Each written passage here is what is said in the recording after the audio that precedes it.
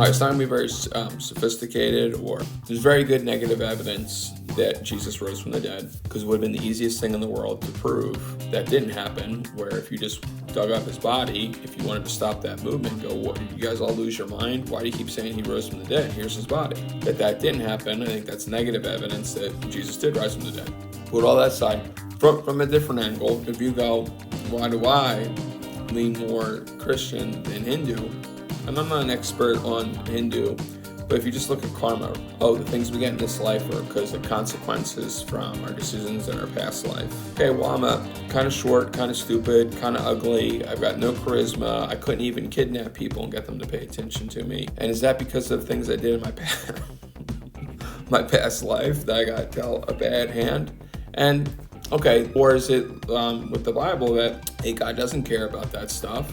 God used short people. God doesn't care how smart you are. He could still use you. God cares about if you're kind, if you're gentle, if you treat others the way you want to be treated. Are you grateful that he gave you life?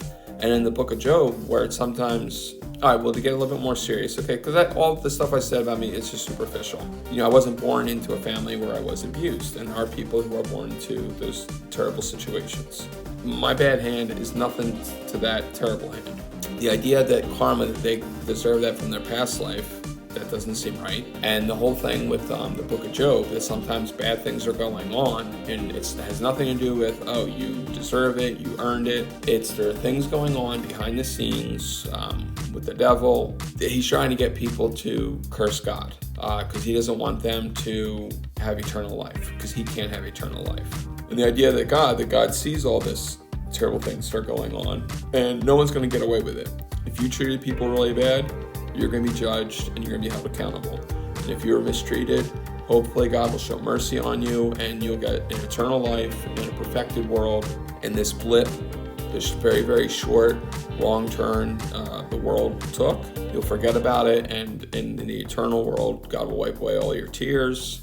And the other part is, say you were dealt a good hand, like you're born tall, very attractive, intelligent, a good family, born into wealth.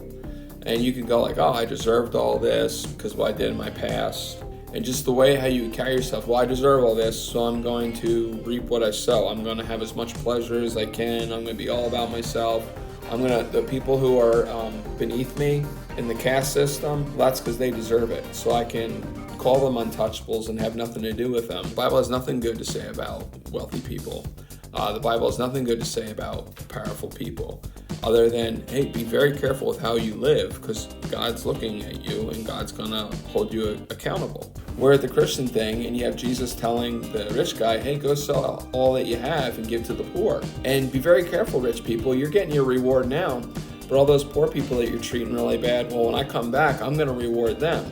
And like, you think you won? You think you hit the jackpot by being born in a life of privilege? No, this is all you're getting, and it's a very short time period. And the devil rules this world, so why would you want to be ruling now? And when I come back, I'm going to rule forever. And the people who were mistreated, or maybe they didn't hit the jackpot, guess what? I'm going to transform them. They're going to be like me, and they're going to live with me forever. So, great.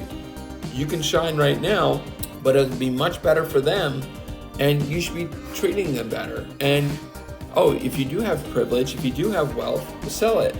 Help out. Treat them the way you'd want to be treated. If you were in their situation, you would hope that someone who was blessed would bless you. Where I don't know if you're a Hindu, if you would feel that responsibility or obligation to look out for the people who weren't as blessed as you. Because you might go, well, I deserve this wealth, and they deserve to be an outcast.